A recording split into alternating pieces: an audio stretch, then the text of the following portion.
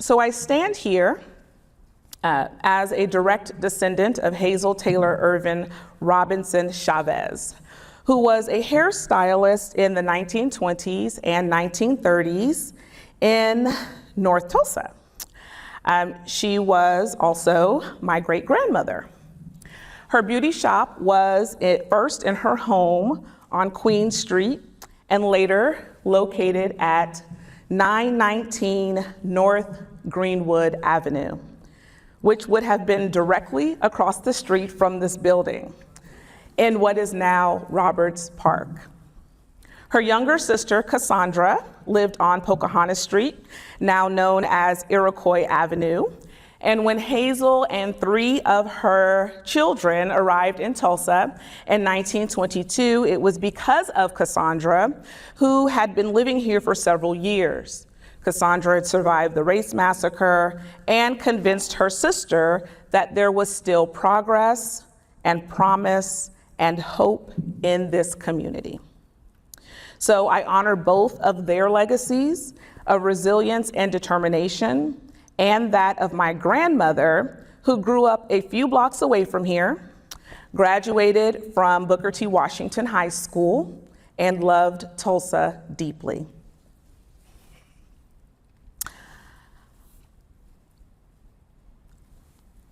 Black determination, upward mobility, and risk-taking have always been at the center of Oklahoma history.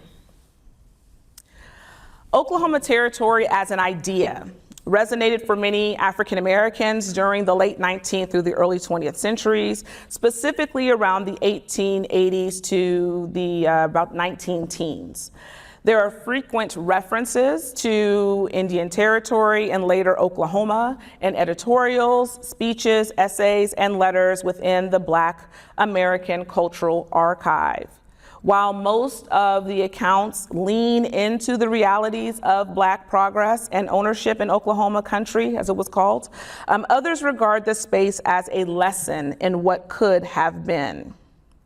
So throughout the Western region, there was a constant push and pull of labor and movement that was tied to nationality and race, as we saw, and power and progress that we have come to understand as the realities of the American system. However, that system was designed and shaped around interests and politics, and at the heart of this design was land. While we can enter the land conversation through several vantage points tonight, I'm going to focus on what we learn from this era through the persistence of those known as Black homesteaders. So when we think about 19th century homesteading, it's linked to provisions of the Federal Homestead Act, and there were several acts, and it's connected to sweeping changes. And so in 1862, in the early part of the Civil War, President Lincoln signs 2 significant land-based acts designed to bolster the working and agricultural classes. Now, while the first was the Homestead Act, the second was the Morrill Act. And while the Morrill connected public education to land with the goal of establishing land grant institutions, focused on agricultural and mechanical training in each state, the Homestead Act was designed to make property available to landless, poor, and working class citizens. And so when we think about who could kind of benefit from the act, we have this is an actual excerpt from section 1, and it says any person who is the head of a family or who has arrived at the age of 21 years and is a citizen of the United States, or who shall have filed his declaration of intention to become such, someone who has never borne arms against the United States government or given aid and comfort to its enemies. So this is a direct response to Confederates. Also, there would be a 1/4 section, which is about 160 acres, or less quantity of unappropriated public lands available, etc. Okay, so a head of household, 21 years or older, never fought against the government, right? Citizen of the United States or intended to be. So when we think about this, the land that we know of, right, as the United States, had been colonized by Europeans for centuries. And so that in the kind of more recent history, meaning the time period around the Homestead Act, land options for the populace had been debated, especially in the former British colonies, for a very long time. And in both 1783, which was during the Revolutionary War, and also in the War of 1812, the British used the combined promise of land and freedom to convince about 5,500 Black people to assist them during the war. Eventually, they're allotted land parcels in eastern Canada, and there are also settlements throughout the Spanish and French colonies in the Western Hemisphere. The period also sees the creation of new states and territories in the US and movement across the southern border. An important part of all of this is that in the 19th century, as we know so well, there was a large-scale displacement of members of the Southeastern and Plains Indian nations from their homelands in the 1830s that then creates Indian Territory and eventually the Oklahoma that we know today. And so I'm just putting a couple of maps up here, which anyone has access to.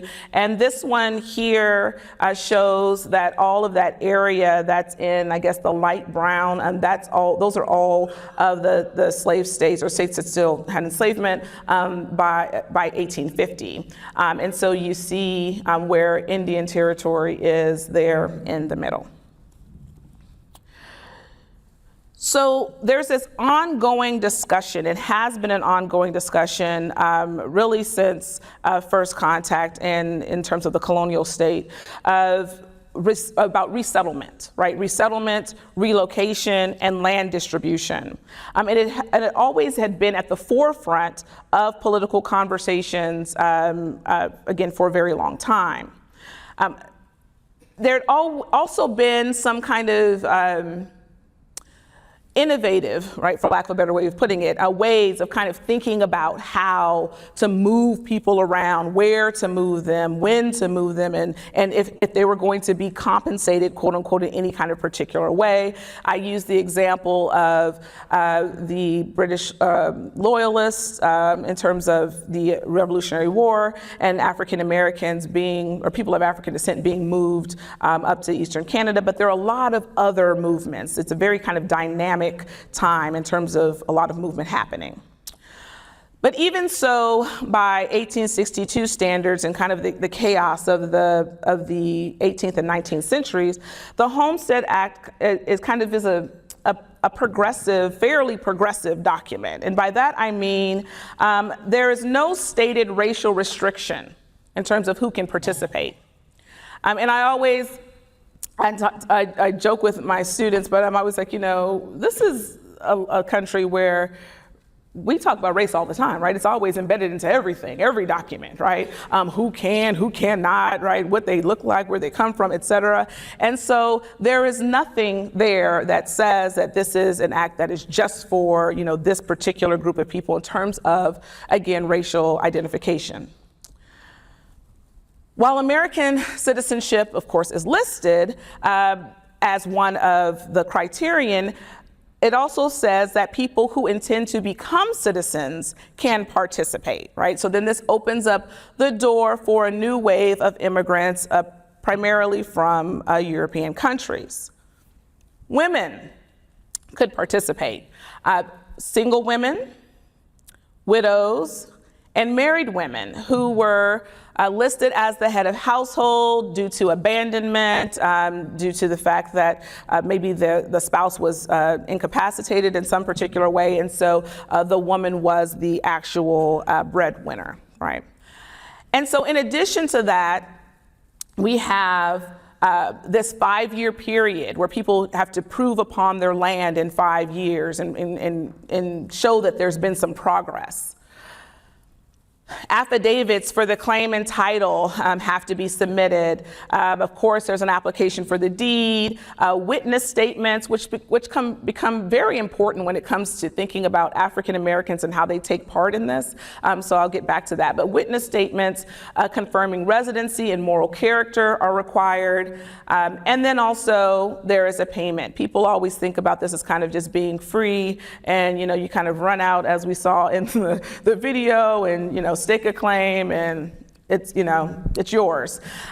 So the payment was not large, but there was still some payment required, and also a filing fee that is required as well, even though in the grand scheme of things it was fairly small.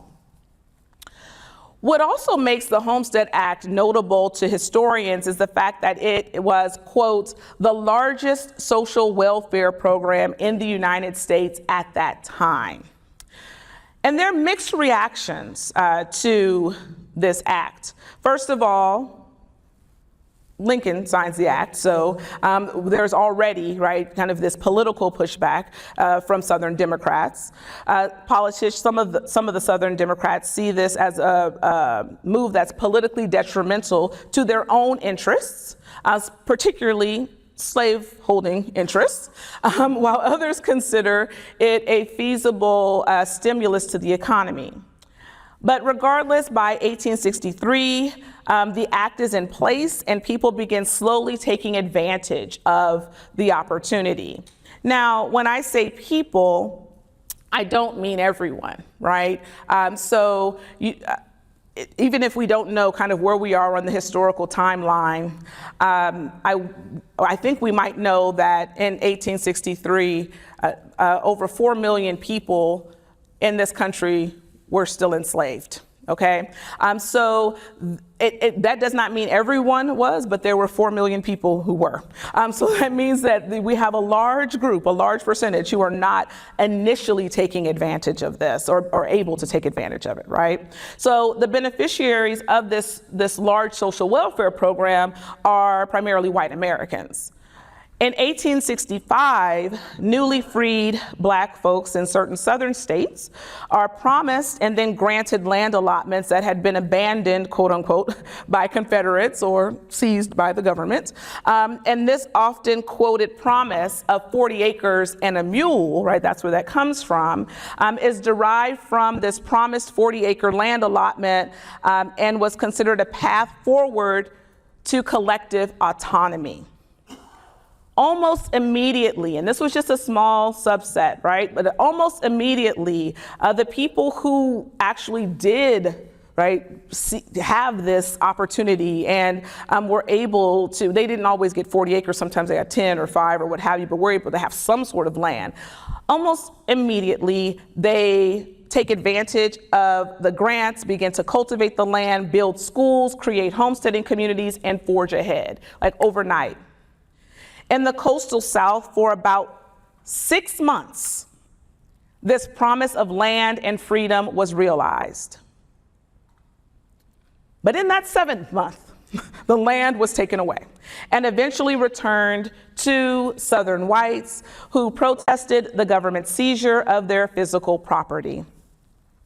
Thus begins this pattern of federal land promise, allotment, distribution, and denial that is repeated for Black Americans over the next 50+ years. So shortly after the land is seized from the Black communities in question, Congress then passes the Southern Homestead Act of 1866. And this opens up about 46 million acres of public land across the South, across several states in the South, in the Deep South. Many have written about the Southern Homestead Act and its goal of providing a path forward, so I'm not going to dwell on that here. But I will say that the Southern land grants start to become more closely aligned with Black political progress as larger populations of African Americans are able to benefit from land ownership. And I'm using the term African American, noting that citizenship wasn't granted in some of the parts that I'm saying, but I'm just using the words, I'm just interchanging them for Black, African American and Black. So as larger populations, right, begin to start taking advantage of these land possibilities, you see this direct tie to Black political progress. And then this later becomes key to the Oklahoma story. So in the meantime, we have this series of civil rights and voting rights amendments that favor Black folks, the election of Black congressmen representing former slave states, and also the rise of educational institutions focused on educating Black youth. And all of this becomes very intertwined with politics, land politics, and the ability to produce income from the land. Unsurprisingly, right, the backlash is pretty swift. And we have to think about this. This is 1866.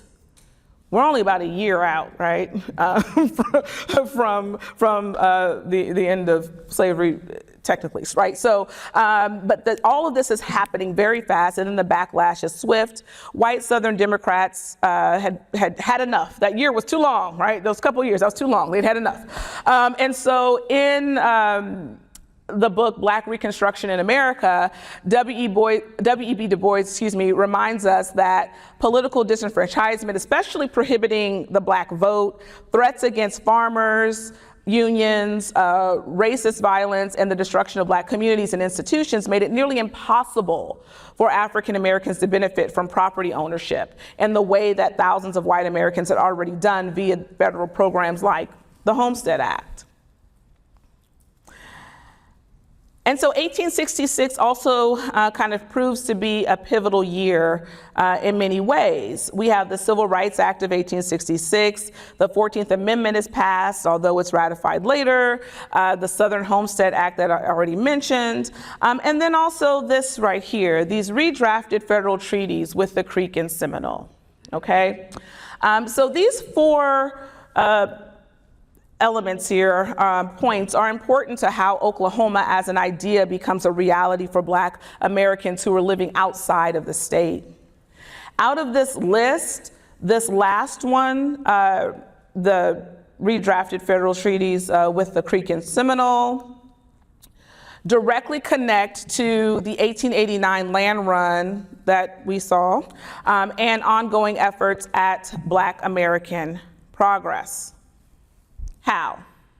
Well, after the Civil War, the slaveholding tribes in Indian Territory who sided with the Confederacy were reprimanded through a series of actions, and I know Professor Chang has spoken about what's going on in Indian Territory, and I know the following speaker will as well, so I'll just say that there were these repercussions, right? They had to renegotiate their established treaties. They had to enter into a land redistribution and allotment agreement that shrunk the size of the territories and created their individual territories rather, and created individual plots of land. They were pressured to sell land to the federal government. They were forced to free the people of African descent that they had enslaved. They had to provide basic provisions to these people, so land, food, shelter.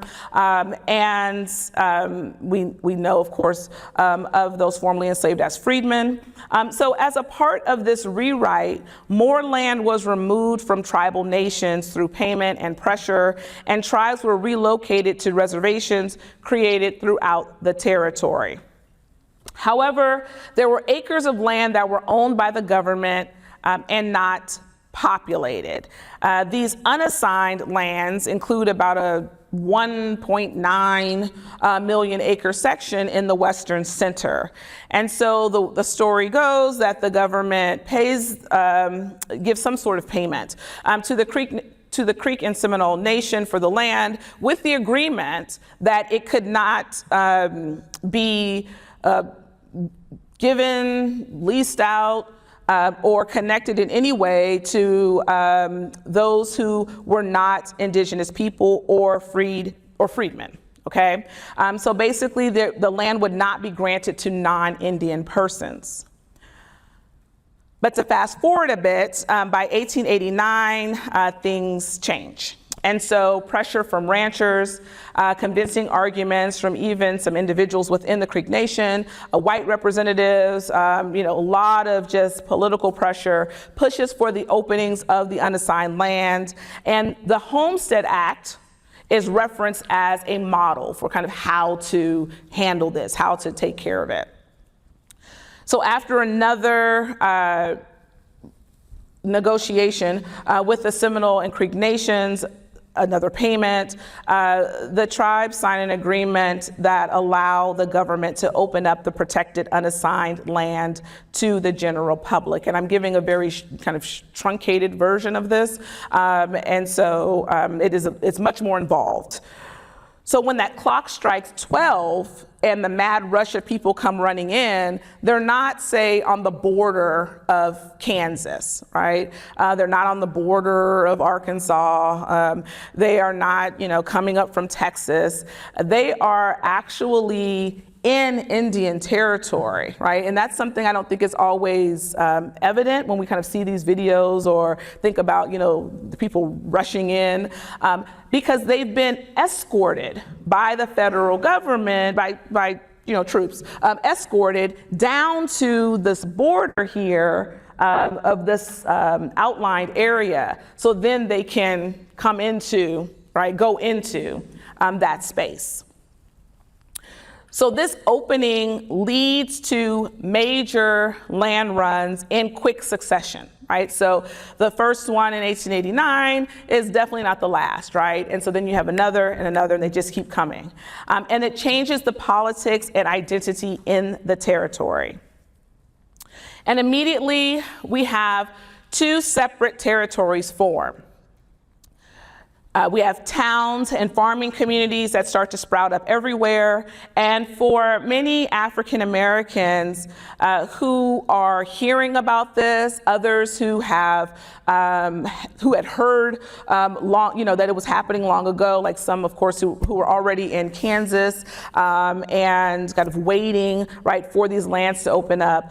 For many, this possibility of going to the territory, to quote Ralph Ellison, is intriguing, right? And for others, it's absolutely necessary.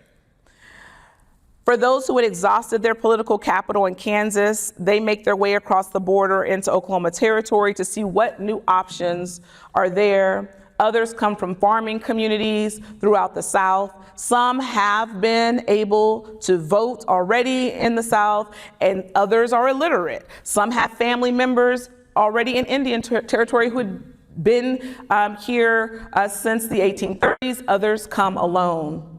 They arrive by horse, by train, and by foot. So then Oklahoma becomes very synonymous with new beginnings and this final attempt at the elusive land promise. So research estimates that the Black population in the Oklahoma District, as it was called, of Western Indian Territory, increases from 3,000 to 25,000 people between 1890 and 1900. Many of the early Black homesteaders and relatives were instrumental in shaping the politics in the state and nation. There are those like, I think I've lost my place. Well, hold on, I'll back up. I won't go to who the famous people are yet, that must be later. So I'll say that there's also this understanding from those on the outside who are looking in that this is a very important moment for African Americans. And what we have here is an excerpt from a newsletter, from a Baptist newsletter, and it says, the part that I have highlighted, it's remarkable to see the interest taken in Oklahoma by the colored people, right? And it talks about how many have come, and it says, upon their arrival, all seemed to be in good cheer, and all evinced a spirit which showed a willingness to face the hardships which must necessarily be experienced by a home-seeking people, right? A home-seeking people. And so then later, we have kind of this understanding that this movement by African Americans into Oklahoma Territory is not necessarily the same, the goals rather, are not necessarily the same, right, as they are for others. And that is a longer conversation, and we can talk about that in the Q&A. Right, Alicia? All right, okay. So in terms of the project that I work on, the Oklahoma Black Homesteader Project, a lot of this focus has been on identifying who these individuals are. And so over about 1,750, close to 1,800 heads of household have been identified already. About half of them live in Kingfisher County, Oklahoma County, Logan, Lincoln, and Blaine. And I want to say, when it says heads of household, that number may seem small. It's like, oh, only 1,700 people, right? But the head of household is the individual person. That does not count the spouse, if there is one, or the usually on average 10 to 12 children in the home that we have found through all of these census records. And so then we have over 100 women that we found already who proved up homestead claims. And by the way, these are all African American, okay? And then at least 6 homesteaders that we have found as a part of this project are Buffalo Soldiers. So what I was going to say before is that there are these notable early Black homesteaders, right? Green Curran. How many of us know who Green Curran is? Yes? Some of us? Okay. First African American to serve in the territorial legislature, and also wrote the very first civil rights bill in the state of, in the Oklahoma Territory, and that it was supposed to outlaw racial violence, and it would have, but it failed by 1 vote. And several of his sons also homesteaded, right? So you have Green Curran, but then you also have his sons who participate. A.C. Hamlin. Okay, we have I think a part of the turnpike is named after Hamlin, right? I've been on the A.C. Hamlin stretch. The first African American elected to serve in the Oklahoma State House of Representatives. Roscoe Dunjee, out there, okay. Roscoe Dunjee and Drusilla Dunjee Houston, right? Journalists and activists in terms of Roscoe Dunjee, and also a very notable national activist. Drusilla Dunjee Houston, educator, historian, and writer, also a national presence. Their parents were homesteaders. Their father was a pastor and comes to Oklahoma in terms of coming to a church, but also they were homesteading as well. Ida B. Wells Barnett. Okay, maybe more hands. Okay, so I have an asterisk next to her because she was not a homesteader, but if anyone knows about Ida B. Wells' life in Tennessee, especially when she started to speak out against lynching and lynch law, you might know that her offices, she was a journalist, an activist and co-founder of the NAACP, but you would know that her offices were bombed, and she was basically, her life was threatened and she was run out of town.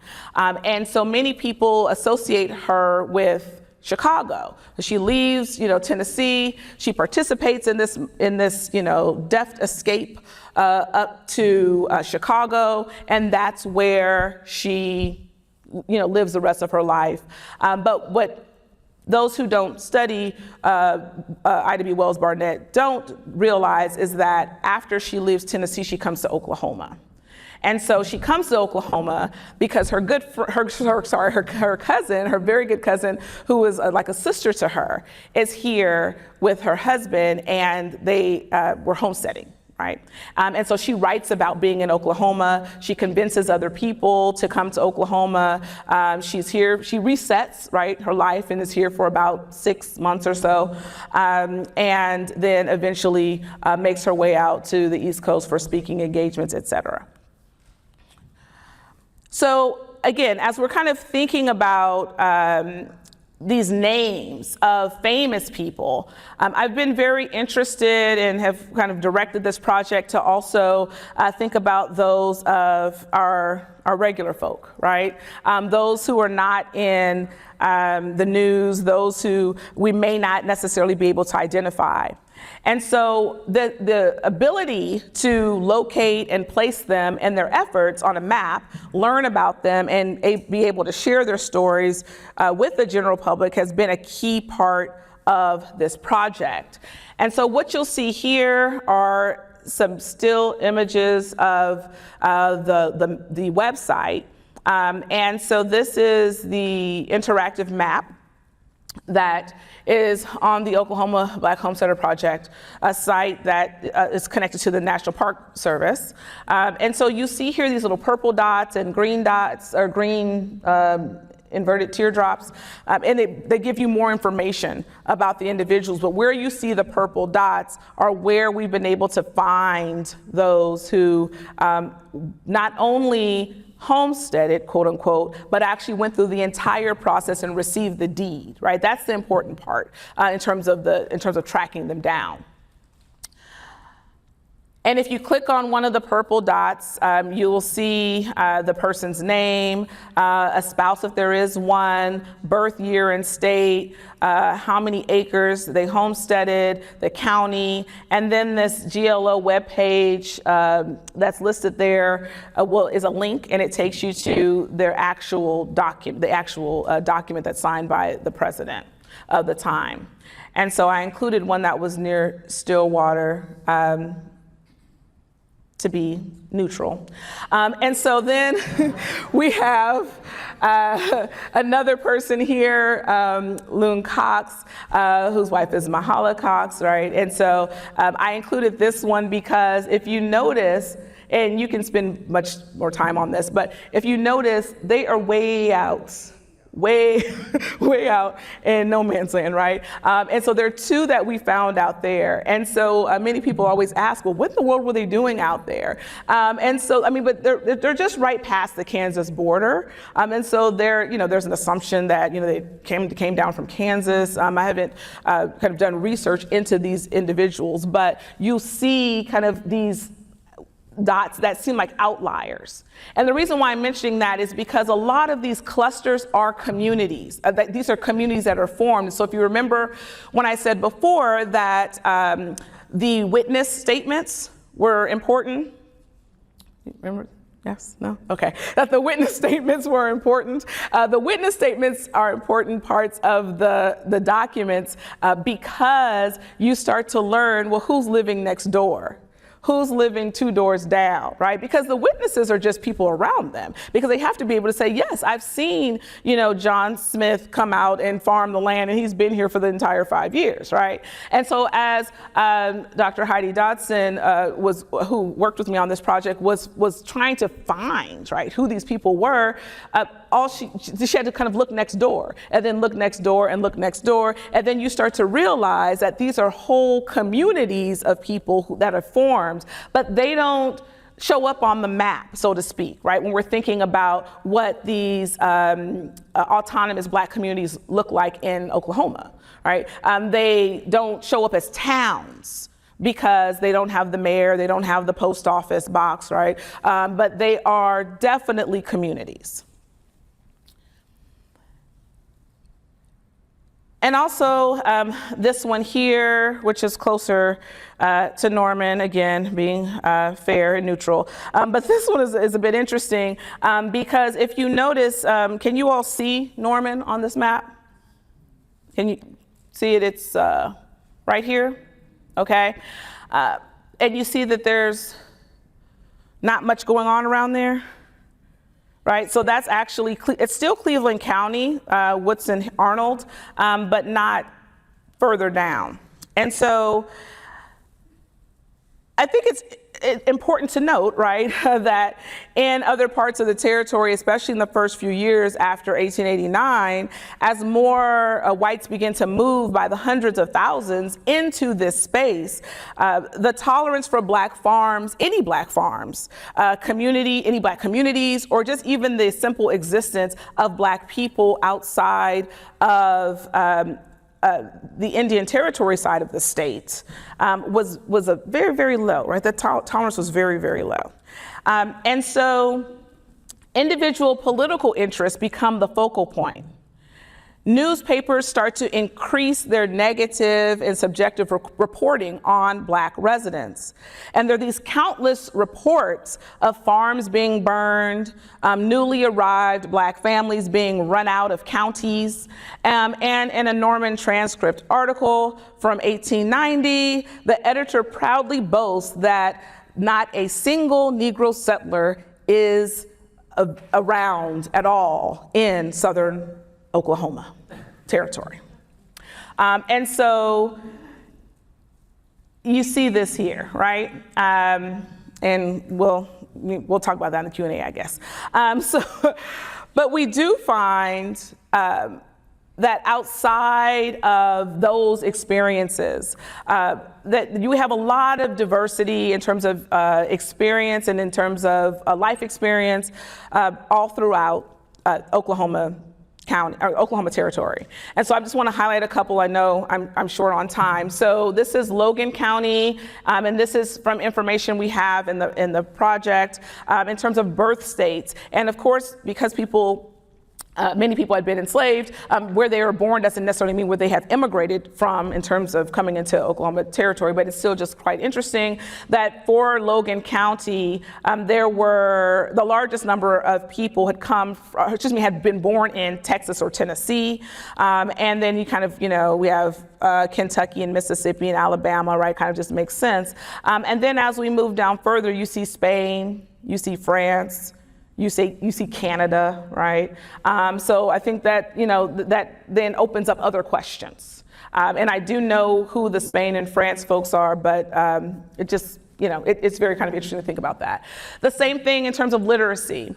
So in Garfield County, there were 56.2% of the Black homesteaders who were able to write, and 52.7% were able to read. So in terms of literacy rates, you can learn a lot, right, from this work. And then the political part, okay? So you have Black homesteaders who are extremely active in terms of politics, in early territorial politics. Green Curran is in Kingfisher County, right? He crosses the border very early. He's in Kingfisher County, making changes, and it kind of goes on and on. But also when it comes to education, so there are schools that exist in Oklahoma Territory that are not segregated, and they eventually become segregated. And so you have then people who are fighting to either build schools in their communities or maintain educational opportunities for the children in their communities. And also, even when you have one court case that might be unsuccessful, another one is successful, right? And so if you take a look at how the fight for educational equality in the territories, especially, prior to statehood, plays out, you see this direct line to what we have with Oklahoma being such a huge part of desegregation efforts across the nation, and then also eventually Brown v. Board. And then we have this direct connection to what we pride ourselves on, right, which is this collection of Black towns. So while we have, the towns that exist on the east and still do, and we have towns that did exist on the western side, if you think back then to that map that I showed you, right, whether or not they are towns, they're communities. And so this is a history that, regardless of kind of how you feel about how they came or when they came or why they came, is here and is important in terms of what Oklahoma then becomes, right? And also when we think about this fire that is kind of here in the state as it relates to politics. This is an article, and this is from Muskogee, but it just kind of shows this, this legacy and the onward effects of the political engagement. And basically, this is a response to the idea that around 1907, right, there might be a state. And so this is saying, well, wait a minute, right? We must, in this new state, make a stand that has never before been our privilege to make, and says, we have this number of people here. We need to be at the table, okay? We need to be here at the table and ready to have our needs and our desires met, okay? And then also both our friends and our enemies are watching us, right? So the fact of our having in Oklahoma an equal start in the race of progress should encourage us to take every advantage to improve ourselves morally, financially, mentally, and industrially. And then later, it says, especially in thinking about, a nod towards reconciliation, it says, the want of opportunities and not inferiority hindered us from making better progress on these lines, that we may demonstrate to them that no fault of ours shall keep open the chasm between them and us, and that it is our desire to continue friendly relations with our white fellow citizens and prove ourselves worthy of their confidence and friendship. And then it goes on. So I will end by saying that, we have this image, right, and this kind of idea and this understanding of what a homesteader is. Usually it is identified in kind of popular culture. And then we have this kind of void here when it comes to what that looks like outside of, say, maybe whiteness, right? So then if we think then about the role of those who are, and participation, right, of those who are coming in from out of the territory, who have started and stopped and started and stopped and started and stopped, right, for several decades, several generations, and then come into this space, again, thinking about progress, thinking about promise, thinking about maybe this is yet another opportunity. We have the Black homesteader that enters into that conversation, and then tied to that, that legacy of work, that legacy of progress, that legacy of hope, really, that we see realized in something like the second picture, where we have the same, remember Curran, right? Green Curran, who was a homesteader many decades before. His sons end up eventually, after homesteading, moving to Tulsa and open up a candy kitchen, right? And become entrepreneurs. And so this is not to try and glorify a history, but it's just to kind of say that there are these direct connections, right? And often when we think about, and I say we just kind of generally, when we think about what Black progress looks like in America, Oklahoma has some very important contributions, but not always recognized contributions. And so that's what I hope that this project overall is going to kind of fill in, right, in terms of those gaps. Thank you.